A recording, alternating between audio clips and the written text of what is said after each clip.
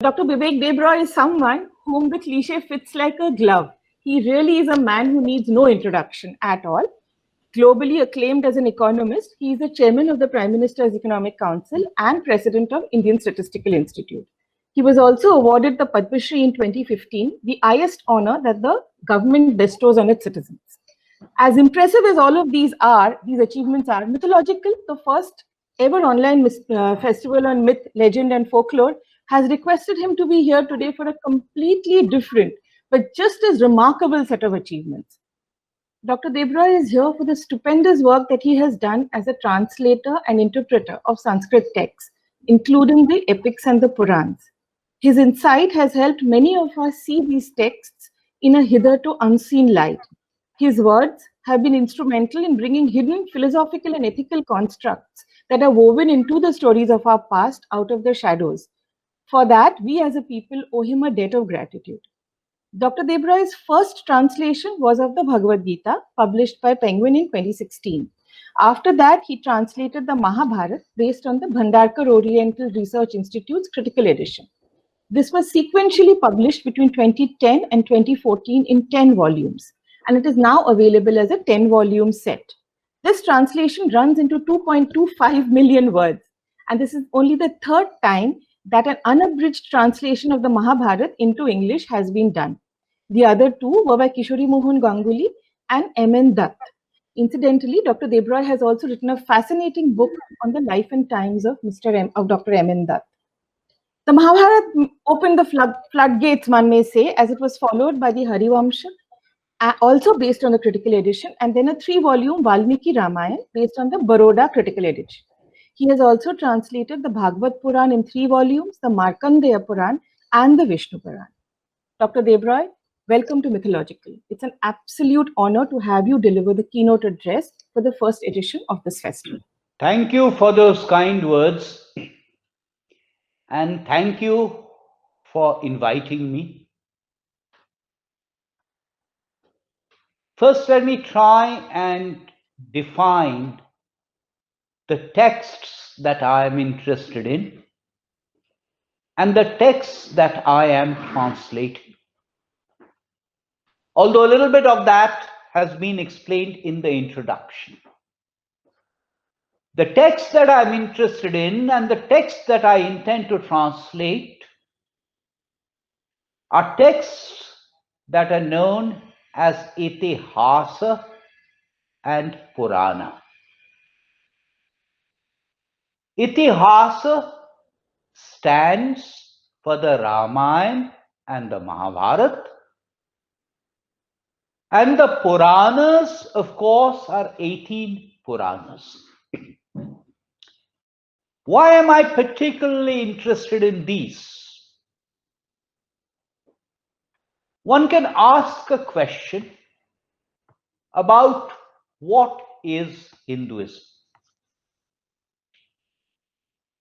There can be all kinds of different answers, and indeed, India's courts have also tried to explain what is Hinduism. But if one asks questions about what are the texts of Hinduism, typically, other than the Bhagavad Gita, there will be a reference to the Vedas, there will be a reference to the Upanishads. The word dharma is difficult to translate, but one bit of dharma is moksha dharma. Moksha dharma is about liberation. Moksha dharma is about emancipation from this cycle of human existence of birth, death, and rebirth, referred to as samsara. And Vedanta and Upanishads and parts of the Bhagavad Gita, not all of it, are also about moksha dharma.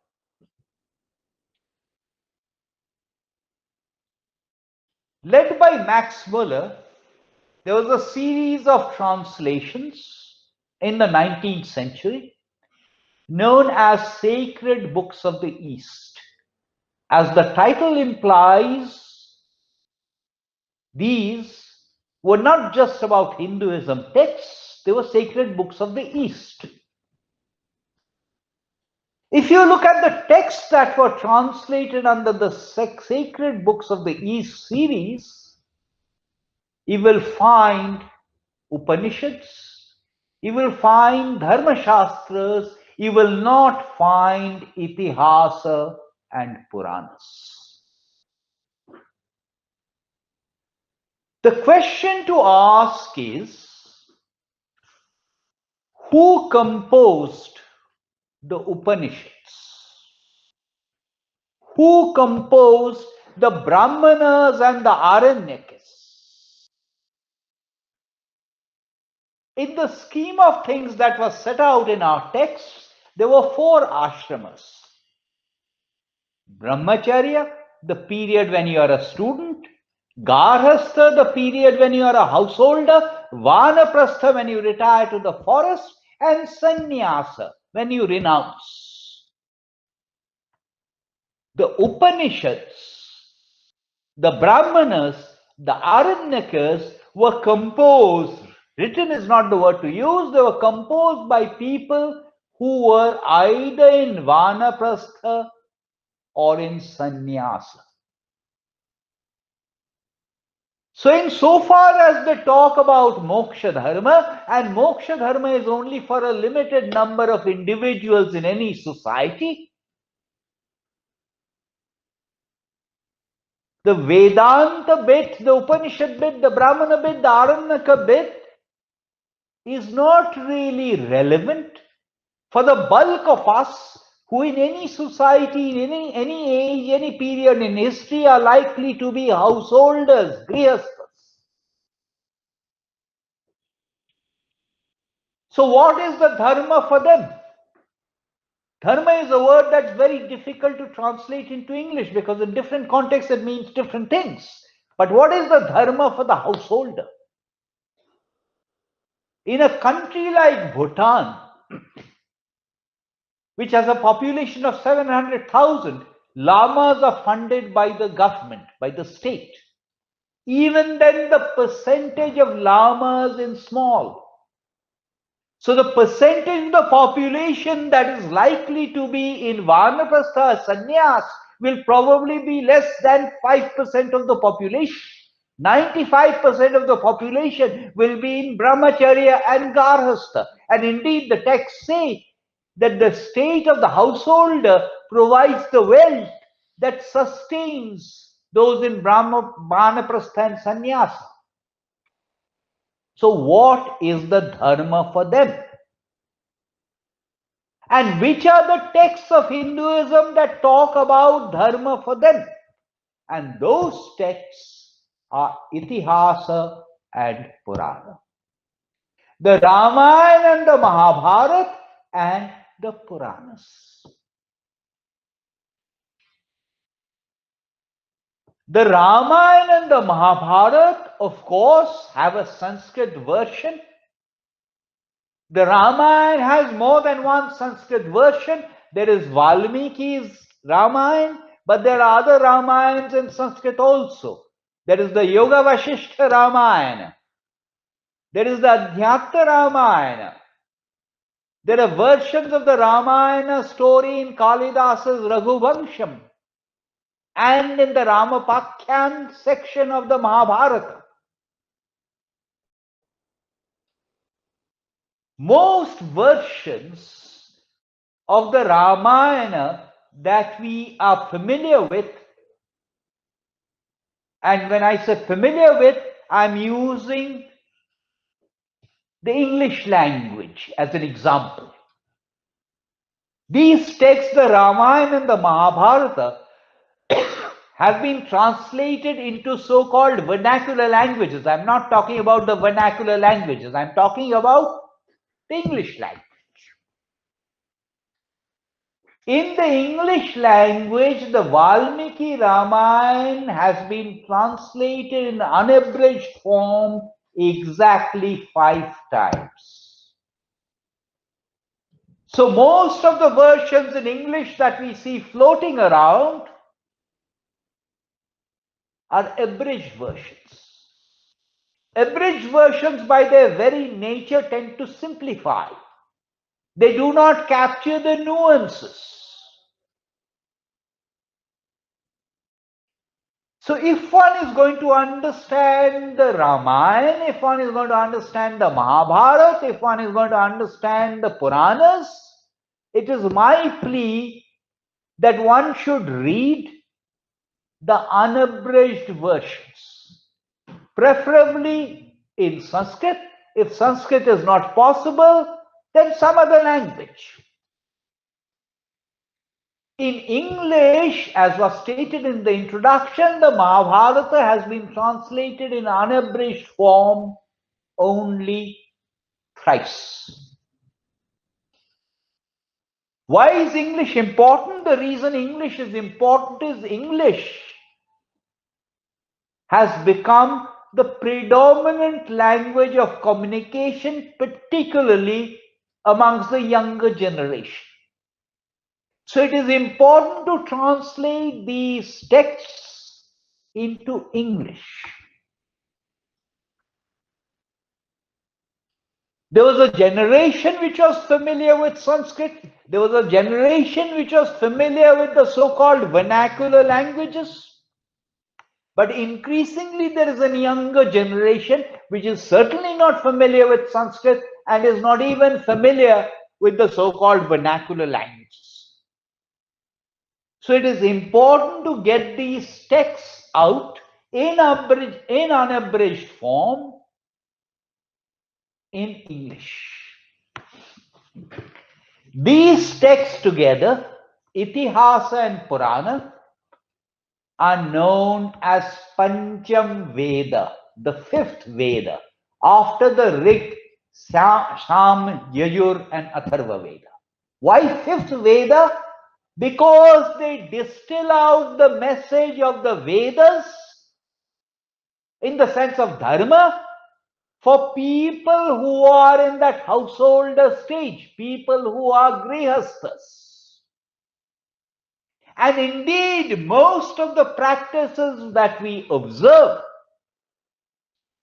without even realizing it, are from Itihasa and Puranas. According to tradition, Vedavyasa composed the Mahabharata and the 18 Puranas. Having mentioned the Valmiki Ramayana, let me now ignore the Valmiki Ramayana. Although Valmiki was the original poet, Adi Kavi. Kavi is not poet, Kavi is really a wise person, but we loosely translate it as poet. Itihasa, by the way, means Itihi Asa. This is indeed what happened. So translations of Itihasa is history, not myth. Do not get me wrong. I am not suggesting that everything occurred exactly as stated in the text today. Obviously, over a period of time, there were embellishments. Over a period of time, there were exaggerations. Because do remember, it is difficult to date the composition of those texts. And I'm using the word composition because texts were not written down in any form. And in that age, writing came much later, and writing in Devanagari came even later. It is impossible to date the composition, but roughly speaking, for Ramayana and Mahabharata, roughly speaking, one would say 1000 years from 500 BCE to 500 CE, something like that. An original form followed by a subsequent form. For the Puranas, one would extend the lower end, well, the upper end also, to something like 1000 CE. So we are talking about a total time span of about 1500 years for these particular texts of Itihasa and Purana to come to their final form. According to tradition, Veda Vyasa, by the way, is a title. It's not a proper name. We have a cycle system of yugas, and in every Dwapar, the cycle system of yugas is Satya Yuga or Krita Yuga, Treta Yuga, Dwapara Yuga, and Kali Yuga. In every Dwapara Yuga, a Veda Vyasa comes along to collate and classify the Vedas. And this particular Veda Vyasa is the 28th in the list, because in the present cycle of creation, we are in the 28th Dwapar Yuga. His actual name was Krishna Dwaipayan. Krishna because he was dark in complexion, Dwaipayan because he was born in an island or Deepa. So according to tradition, Veda Vyasa composed the Mahabharata in 100,000 shlokas. Although the Sanskrit Mahabharata existed in different forms in different parts of the country, there were often minor differences. Very minor differences, but some differences. Did Veda Vyasa actually dictate to Ganesha? Did he not dictate to Ganesha? Differences of those kinds. As was mentioned in the introduction, there is an Oriental Research Institute in Pune known as the Harivangsha. Known as the Bhandarkar Oriental Research Institute. In the year 1916, the Bhandarkar Oriental Research Institute, or BORI, began an exercise. And that exercise was an attempt to sift through the different editions, different versions of the Sanskrit Mahabharata that existed in different parts of the country, to try and identify what was perhaps the closest to the original. The way they did that is using a technique that's very similar to what we studied in school as students, known as HCF, highest common factor. So if one particular shloka occurred in a large number of versions, the probability was pretty high that that particular shloka was part of the so-called original. This is the kind of technique that is also used in genetics. Using this, the Bhandarkar Oriental Research Institute spent 50 years, 1916 to 1966, 50 years, to produce the critical edition of the Mahabharata. The critical edition of the Mahabharata does not have 100,000 shlokas. The critical edition of the Mahabharata, as published by Bhandarkar, has around 80,000 shlokas because they've excised many shlokas. Let me, however, also quickly say that the identification done by the Bhandarkar Institute is subjective. By its very nature, it is probabilistic, it is not deterministic. And the critical edition, Bori's critical edition, has been criticized on grounds of omission as well as grounds of commission, both. The translation that I have done is of the critical edition of those 80,000 shlokas roughly, and that, as was mentioned in the introduction, comes to about 2.25 million words. Although I'm not going to talk about the Ramayana, exactly similarly, the Baroda Oriental Research Institute brought out a critical edition of the Valmiki Ramayana in the 1970s. According to tradition, after composing the Mahabharata in 100,000 shlokas, Veda Vyasa composed 18 Mahapuranas. What is a Purana? A Purana is simply an ancient text. However, specifically, A Purana is supposed to exhibit 5 characteristics, Pancha Lakshana.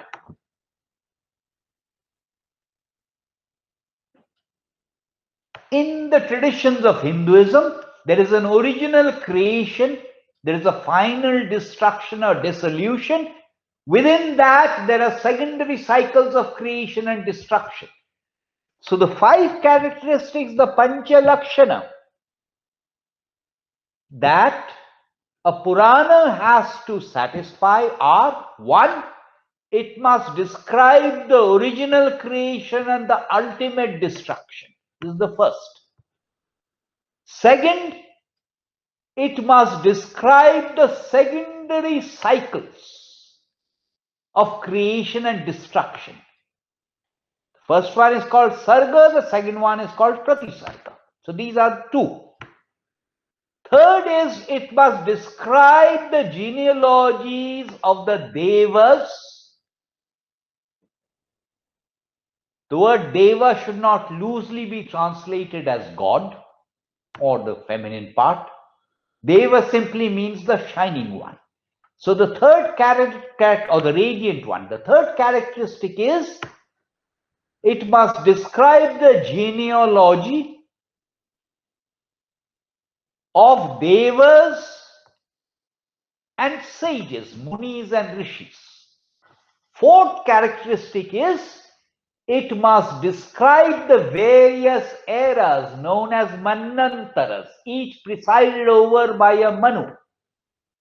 And the last requirement, or the fifth characteristic is, it must describe the history of Surya Vangsha and Chandra Vangsha, the solar dynasty and the lunar dynasty. All these 18 Puranas in greater or lesser detail satisfy all of these 5 characteristics. I said that the Mahabharata, apart from the critical edition bit, runs into 100,000 shlokas. The 18 Puranas together amount to 400,000 shlokas. So if the Mahabharata is 2.25 million words, the 18 Puranas taken together will amount to something like 12 million words. I said that the Ramayana and the Mahabharata have not been translated that much into English in unabridged form, but they've been translated into so-called vernacular languages. In so-called vernacular languages, in unabridged form, some of the Puranas have not been translated. Some Puranas are clearly more important than others. The Bhagavad Puran is a very popular Puran. So obviously the Bhagavad Puran has been translated. But if I take something like Garuda Purana has not been translated as much as you tend to think in unabridged form. Let me quickly turn to the Harivangsha and then I'll come back to the Puranas. A question is asked about Krishna.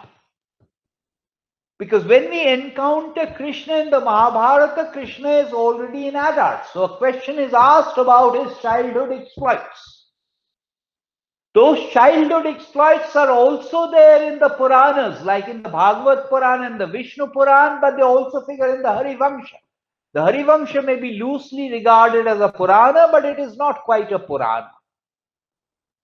The Bhandarkar Institute also brought out a critical edition of the Harivangsha between 1966 and 1970. Now let me come back to the Puranas.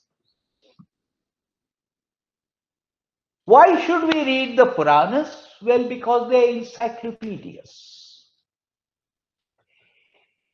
Why should we read the Mahabharata? The Mahabharata is not simply a core story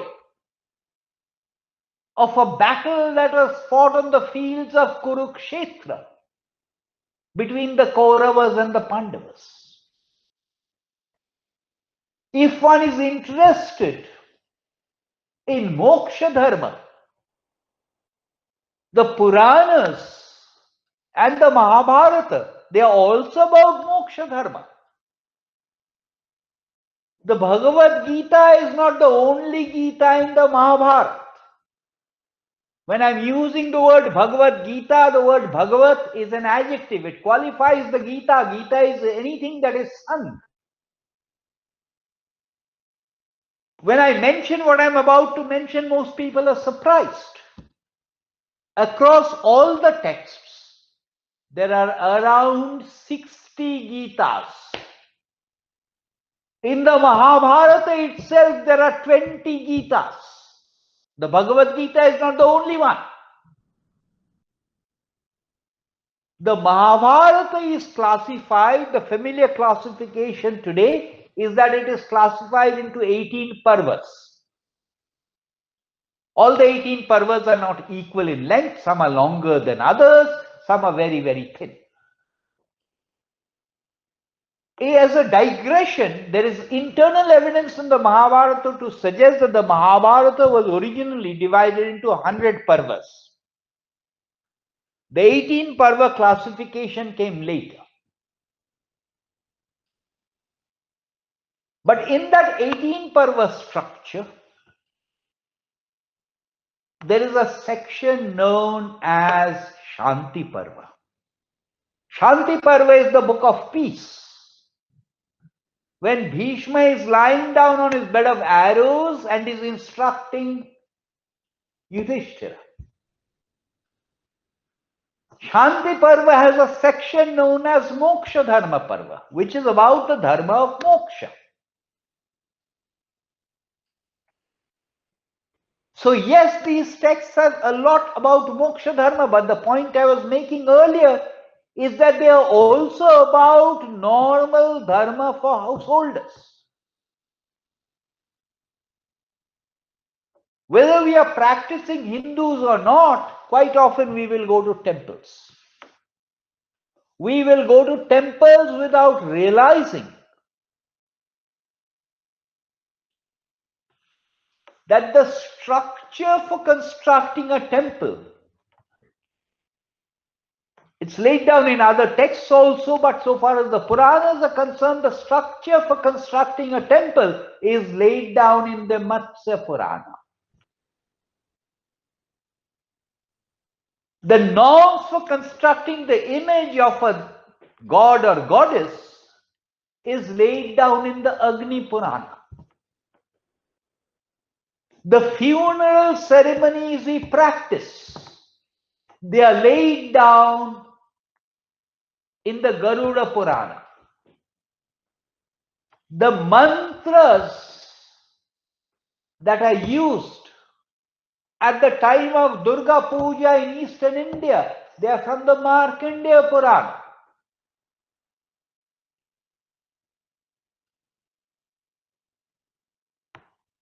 The story or the song attributed to Madalasa, sung to Alarka, which floats around on YouTube, set to Western music, is from the Markandeya Purana.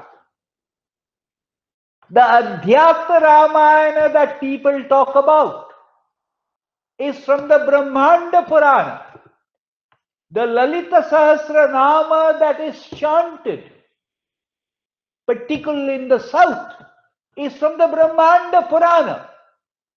So a lot that we do as householders, they are from the Puranas, without our realizing it.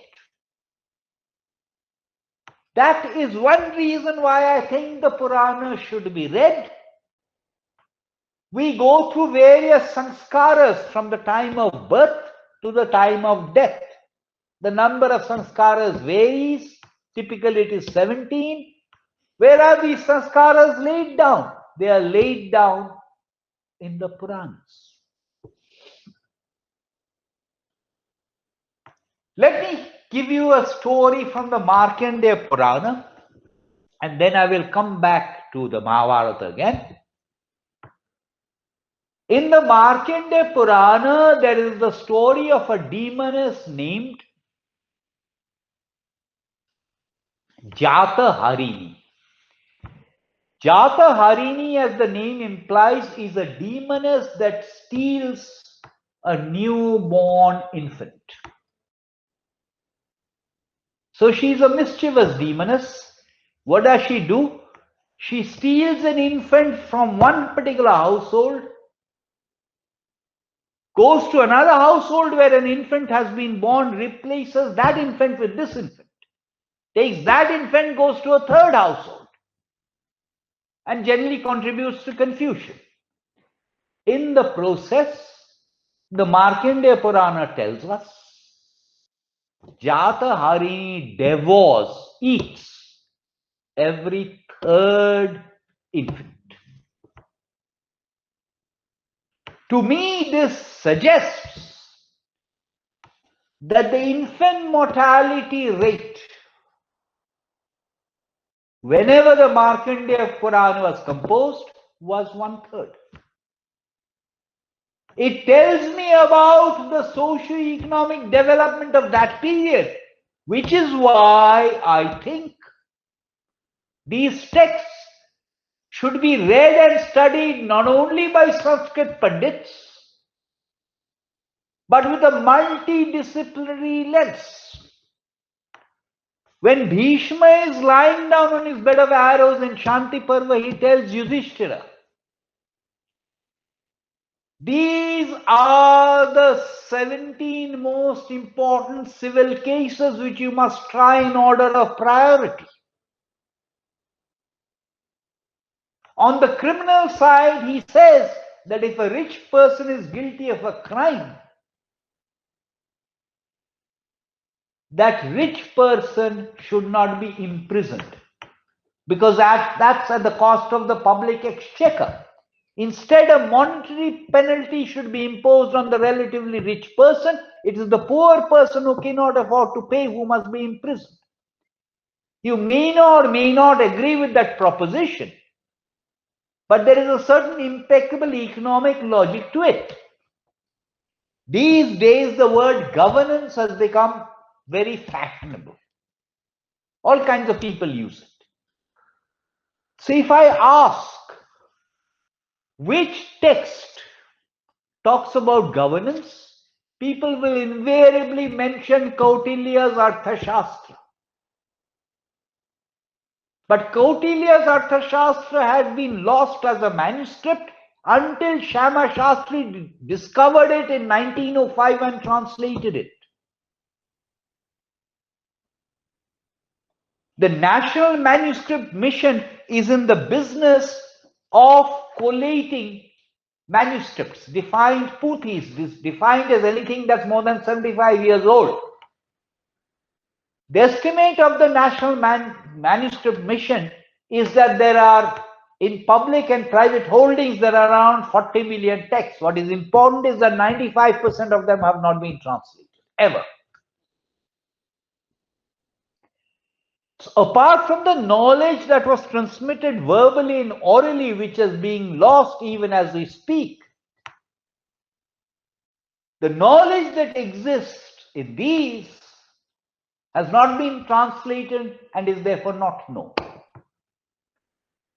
Coming to the Mahabharata, and what I'm about to say is equally true of the Purana corpus, because it is a collective corpus.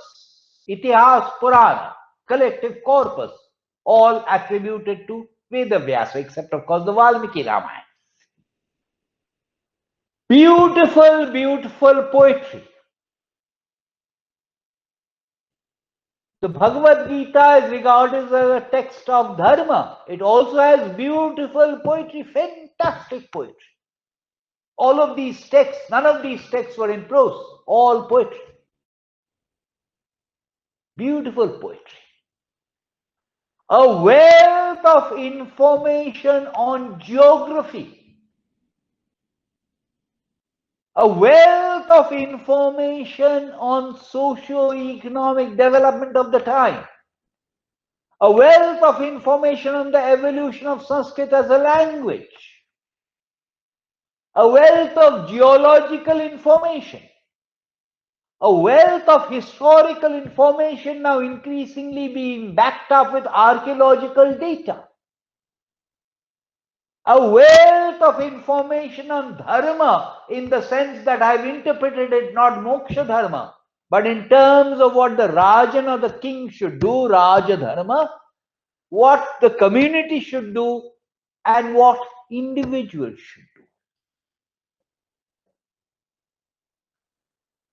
As caricatures,